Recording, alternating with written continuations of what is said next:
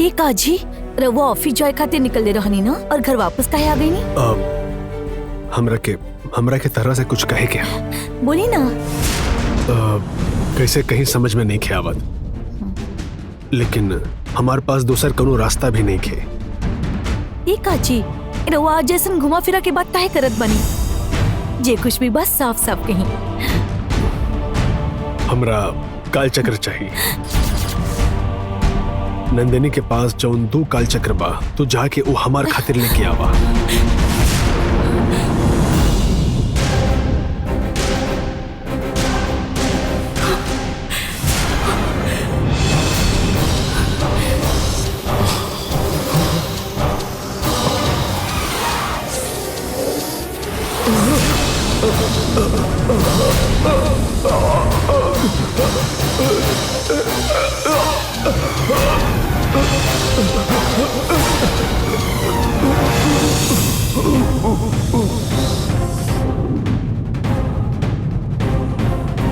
गंगा, गंगा, तो हमार खातिर काल चक्र नंदिनी से लेके आई बोला। हमार जान मांगले होती तो हम खुशी से दे देती, लेकिन वंदेवी के हक के काल चक्र मांगत बानी तो हम ऐसे कैसे ला के दे सकेनी? हम ही ना कर सकेनी। भगवान के खातिर हमके काल चक्र लावे खातिर मत कही। ना गंगा, तो हमारे हालात के बारे में कुछ जाने के नहीं, लेकिन रउआ सही सलामत रही हम इतना चाहत बानी। काल चक्र जे लोग अपना पास रख ले बानी उनकर का हालत भइल बा रउआ ही जानत बानी ना।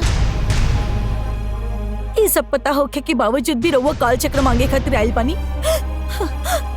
अब हम रउआ के उला के कैसे दे सकतानी?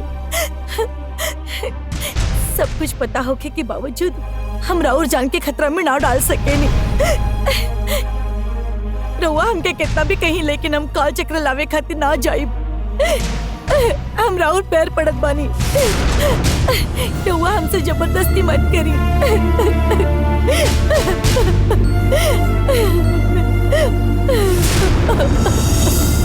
तू राजशेखर के बेटा बड़ा ई बात अगर सच है तब तो के वो काल चक्र के कैसे भी करके हासिल करे के होखी। वो काल चक्र खाली तहार है।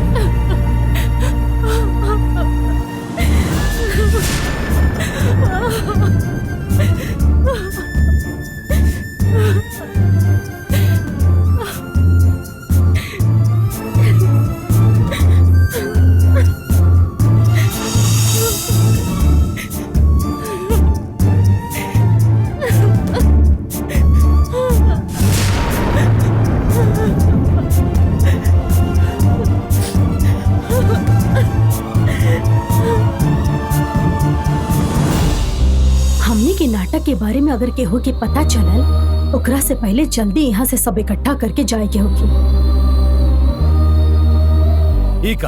वृंदा के इतना समझौला के बाद भी उन लोगन से मिले गइल बिया। हमारा आदमी अबे हमके फोन कैलसिया। ओकरा के इतना समझेने फिर भी ना समझल। पता ना काहे मामले में बेकार पड़त वो हमार बात मानी वही खातिर ओकरा के यहाँ लेके आए रहनी है, लेकिन वो गलती पे गलती करत जात बिया। ठीक बा, तू इतना गुस्सा मत करा। वो आई तो हम समझा दे। क्या बात करे वाला बानी माँ? मालती खातिर लाइल गइल नेकलेस हम ओकरा देवे खातिर गइल रहनी।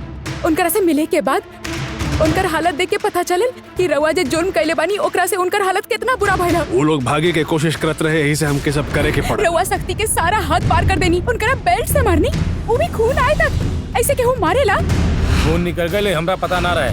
चला छोड़ा, शाम के डॉक्टर के बुला के हम इलाज करवा दे। रउआ गलती पे गलती कर रहल बानी।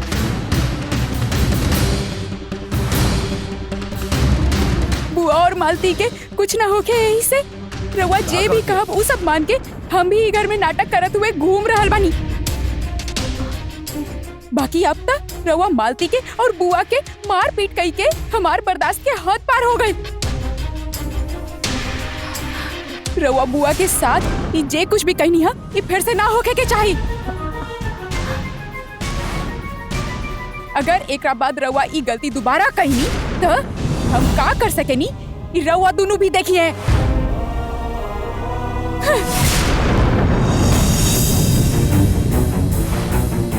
अरे ई का हमके लागल कि चुप रही, लेकिन तो हमरे पे ही चिल्ला के चल गई। हाँ तो आपकी ही बेटी, जैसे आप चिल्लानी वैसे वो चिल्ला के गई। ये तो बहुत जिद्दी बिया, हम एकरा कैसे संभालब? आगे की पढ़ाई करे खातिर ओकरा के बाहर जाए के बा, वो ऐसा कहला हम ओकरा के भेज दे। हम जल्दी भेजे के बंदोबस्त करा। ये यहाँ से चल जाए तो हमने का काम आसान हो जाए, समझ लू।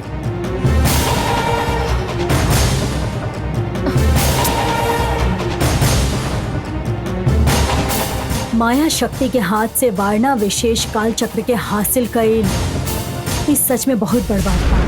बिल्कुल यही तरह मायावी शक्ति के पास रहे वाला मयूर विशेष काल चक्र के भी हासिल करे के ही होगी। जब मायावी शक्ति मयूर विशेष काल चक्र के पास जाई तब वो जगह के पता चल जाई, फिर हम वो भी हासिल कर ले। मायावी शक्ति से हमने काल चक्र हासिल कैले बानी, ये बात का ओकरा के बहुत बड़ सदमा लगल होगी। ऐसे वो दोसर रखल काल चक्र सुरक्षित बा कि नहीं देखे खातिर कबो भी जा सकीले। यदि रउआ अभी ध्यान करे खातिर बैठब तो मयूर विशेष काल चक्र कहाँ बा ओकर हमने के पता चल जाई। आई बैठी और ध्यान शुरू करी। आई बैठी।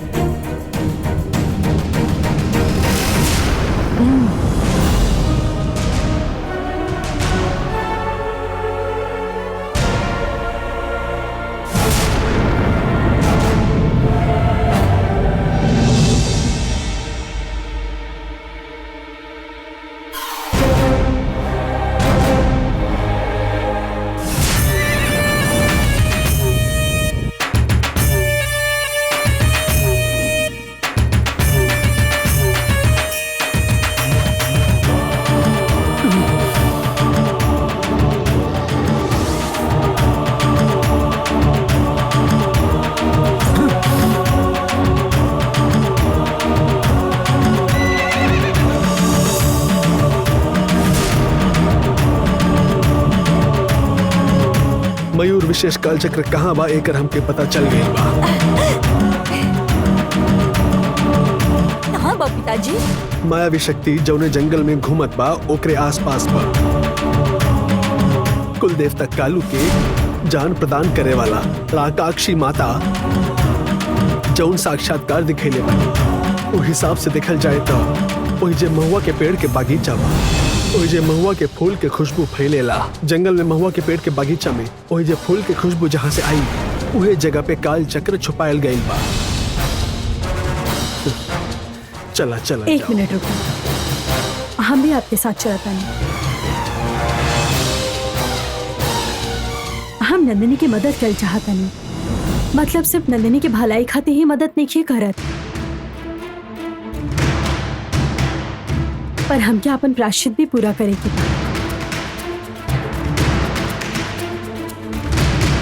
हमार गुरु ओरी पूर्णम के चिल्लीमा से हमार कईल गुरु द्रोण और मनसा देवी के तपस्या करे वाले नाग वाहनशियन के मौत के जिम्मेदार हम रहे। यही से हमके संपूर्ण साध्वी के शक्ति से दूर कर गई। और अगर हमके फिर से अपन स्थान पावे की बात नंदिनी के संघर्ष में होकर मदद करके पुण्य कमाई के होगी।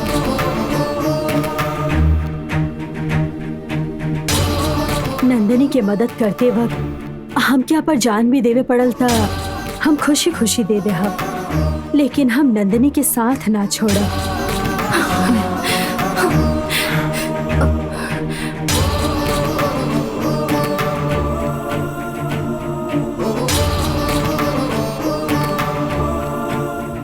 चलल जा।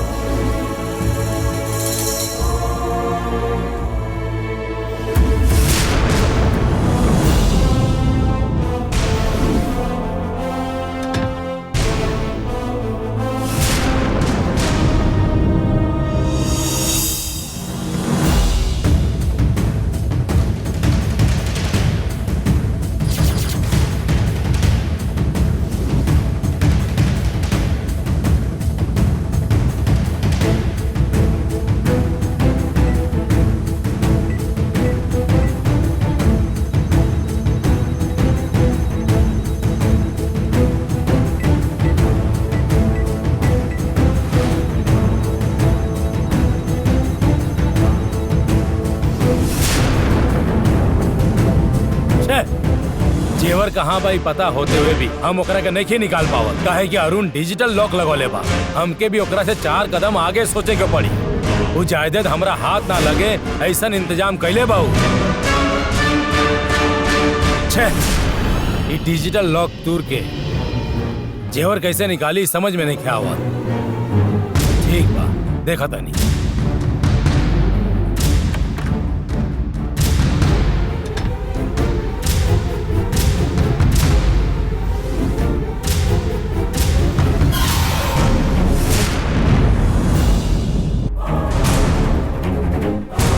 वो कोना में खुदाई करा।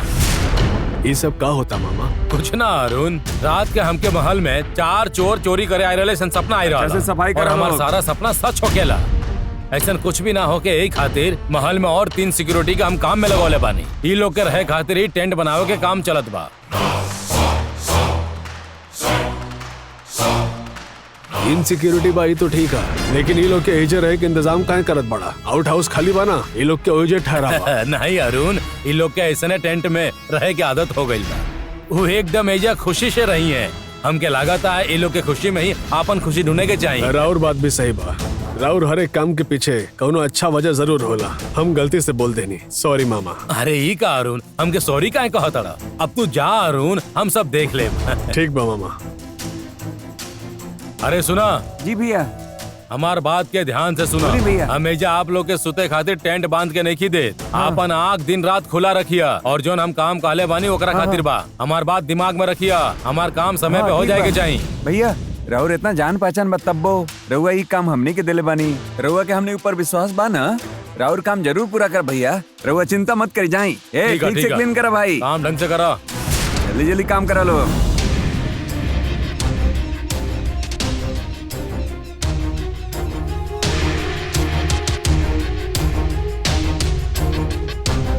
महुआ के पेड़ के बगीचा में महुआ के फूल की खुशबू जहाँ से आई उन्हीं पर काल चक्र हुई। आप दोनों एक तरफ खोजी, हम उस तरफ जाता नहीं। वहाँ शायद कुछ दिख जाए।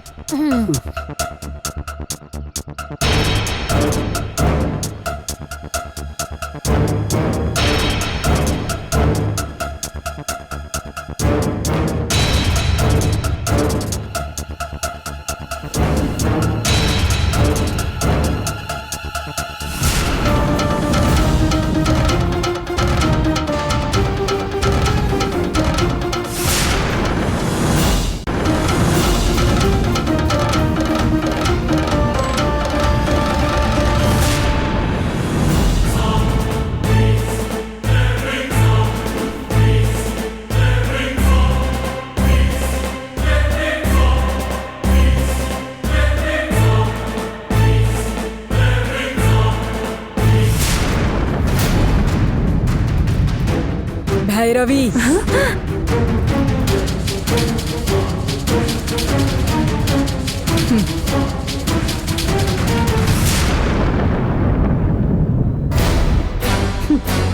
तब तू हुए जंगल में घूमे लागल बाड़ू। तो हर हाथ से तो सब कुछ जा चुकल बा, फिर खुद के और तकलीफ काहे देता है? तू एगो शिव तपस्विनी बाड़ू ना, तब फिर एगो काम करा, एगो अच्छा जगह ढूंढा और तपस्या खातिर बैठ जा। हमके तपस्या पे बैठे खातिर तू कह रहा बाड़ू? अगर तू चाहत बाड़ू तो हम एक जगह बैठ सकेनी। तू हमरा पीछे यहाँ तक आयल बाड़ू, यही से पता चलेला कि तोहके हमरा से जरूर कोनो काम बा। बोला का चाहत रू हमरा से? हाँ, नंदिनी के पास जे दू काल चक्र है, हम चाहतानी तू हमके लाके द।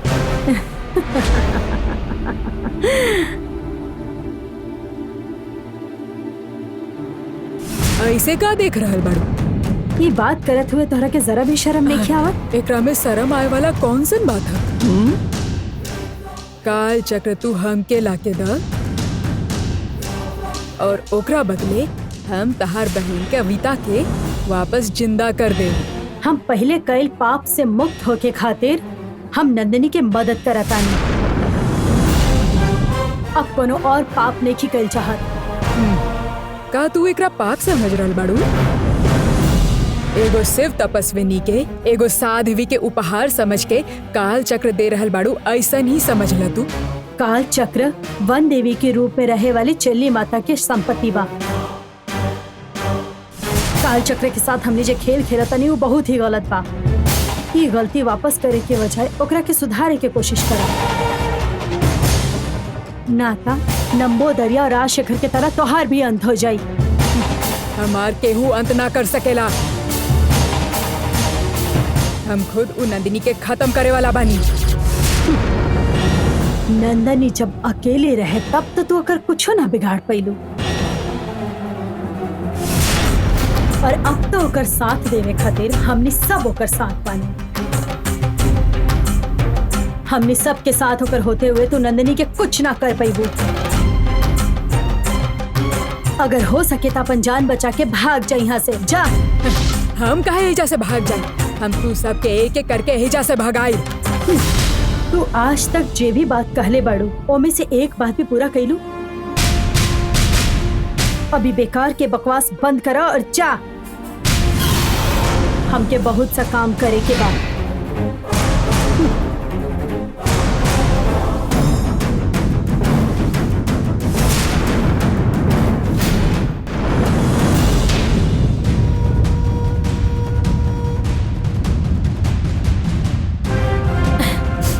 महुआ के फूलन की खुशबू आ रहल बा।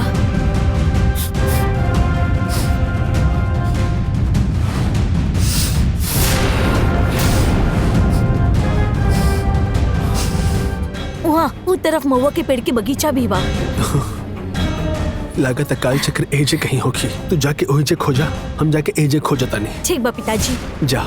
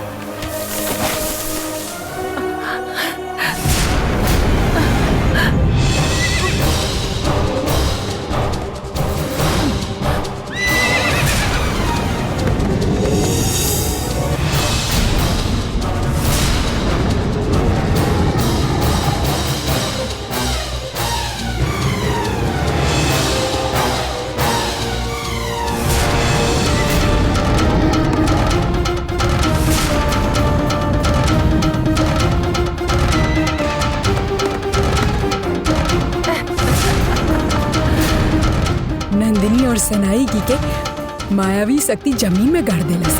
हमार रास्ता में आवे वाला दुश्मन खत्म हो गई। नंदिनी, नंदिनी,